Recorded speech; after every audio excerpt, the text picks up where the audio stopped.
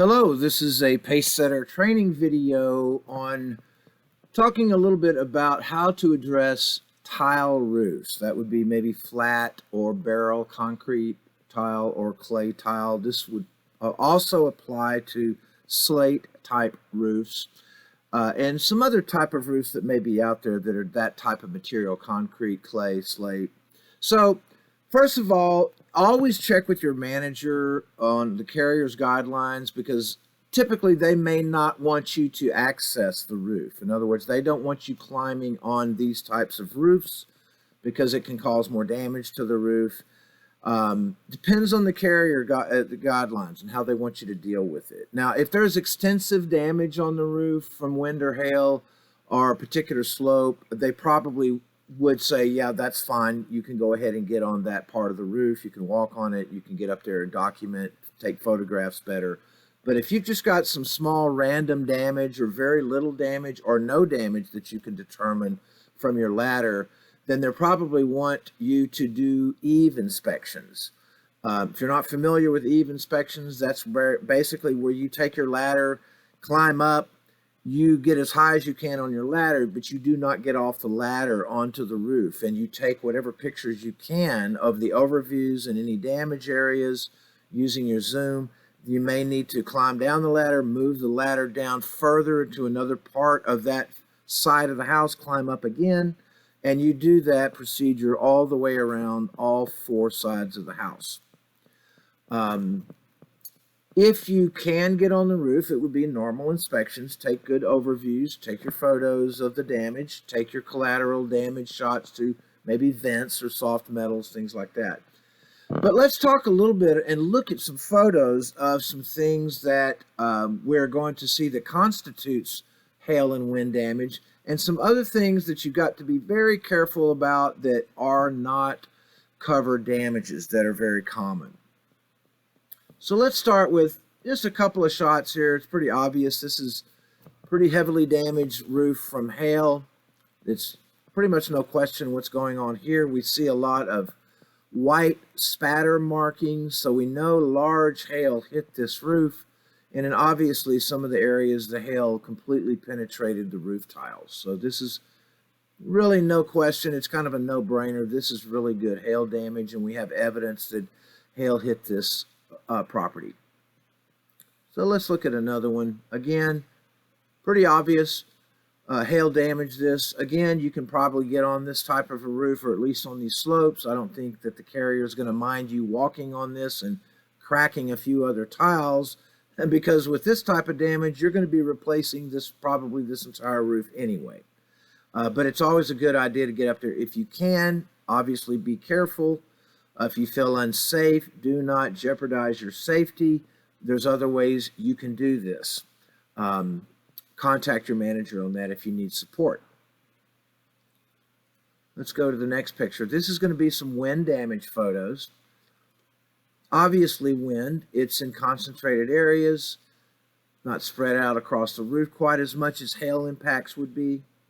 So pretty obvious we have some pretty significant wind damage to this slope. Something very common here, also damage. You'll see a lot of times it could be, some installation issues. Maybe it's older, these flat tiles. There's different attachment methodologies. Some are cemented, some are nailed. Sometimes in good enough winds, you'll see this, they will slide loose. We would not probably replace these tiles, but if we determined that wind did cause this, we would probably go ahead and pay to detach and reset all of these different tiles back into the roof, but not replace them. Again, they're not physically damaged, but maybe the wind dislodged them and loosened them and they slid down. So we could probably get away with going ahead and replacing, or rather detaching and resetting on these. Okay, keep that in mind. Document, document, document. Take good photos of all this stuff so we can tell what's going on. So let's look at some other common wind damage you'll see on ridge caps. Sometimes you'll see no damage out on these fields or the slopes, but you may see some ridge cap damage. It might be blown off. It could be loosened.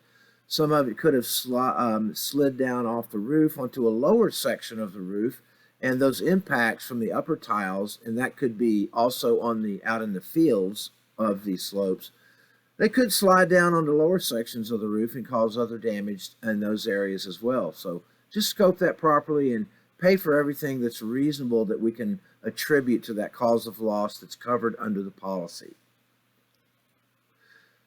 This is some more example of some wind damage to maybe some barrel tile ridge cap. Very common. Now let's look at some damage that is typically not going to be covered, and it's not caused by a covered loss, hail, or wind. This is barrel tile. This is commonly caused by, on barrel, usually by cleaning. Some people pay people to come out and get up and power wash and clean their roof. This can cause these stress cracking. It can also be installation issues and expansion, contraction, stress fractures and breaks. We'll see this typically more on flat tile, but you can see it on barrel tile. But what you'll notice is that the breaks or the fractures are all on the bottom right corners of the tiles. Not uncommon. You'll see this out here pretty regularly. And the contractor or the insured may be saying that this was caused by the storm, caused by hail and or wind. This is not caused by wind and hail.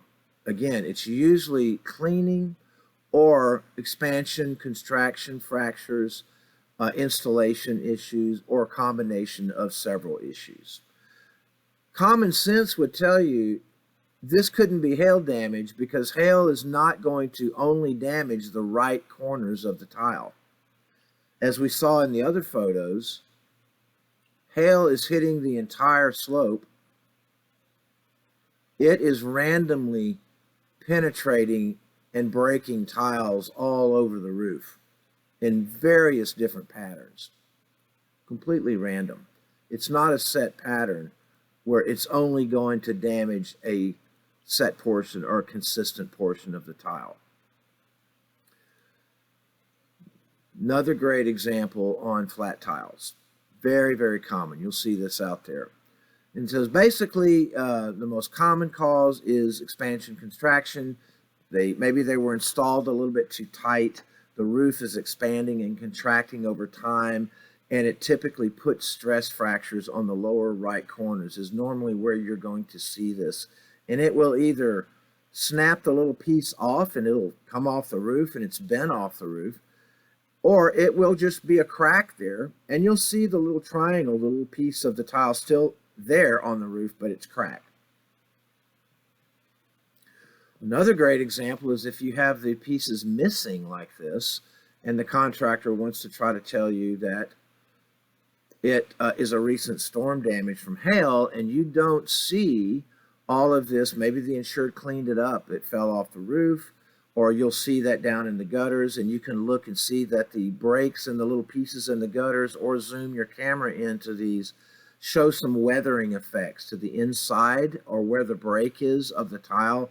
That's another good indication that this is older damage. It didn't happen on a current date of loss. That's not always the most prominent way that we're going to identify this as not being hail, but it is one method to take a look at in your investigation.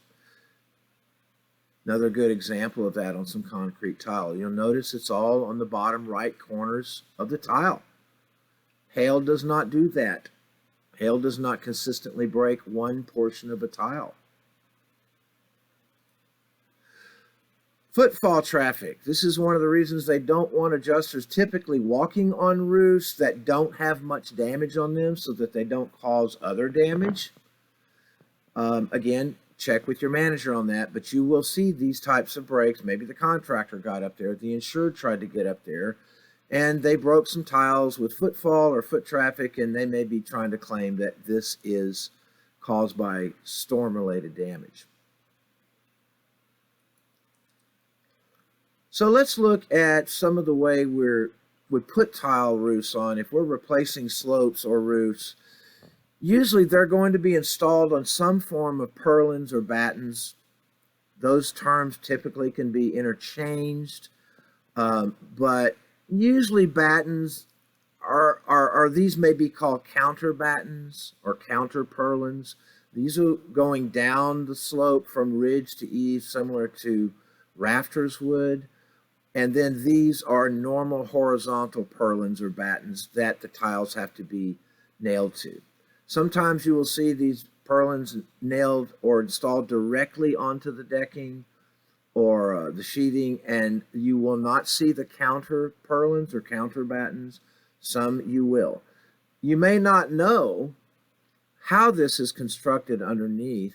If you have wind or hail damage, and you have enough of it that you can determine and get authorization that you can replace this slope or the roof, usually, as we can see in the other pictures, you can usually get under some tiles and look.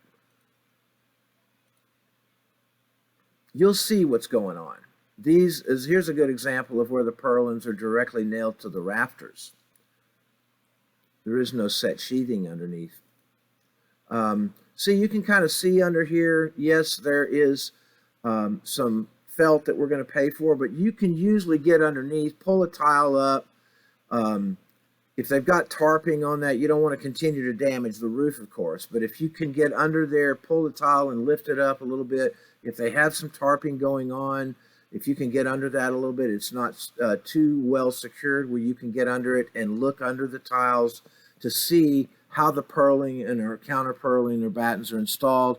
Highly recommended that you do that, because you're probably going to need to be reinstalling a lot of at least the purlins, maybe not the counter purlins or battens, but certainly the purlins. That's all going to get torn up when they pull the roof and everything off.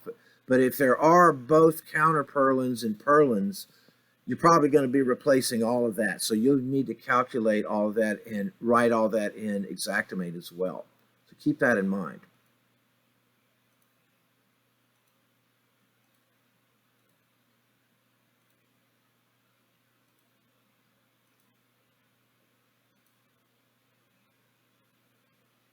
Take a look at that again, so just you can kind of get a refresher on this. We've got our whatever sheathing is underneath our felt or synthetic felt, whatever they're putting under it.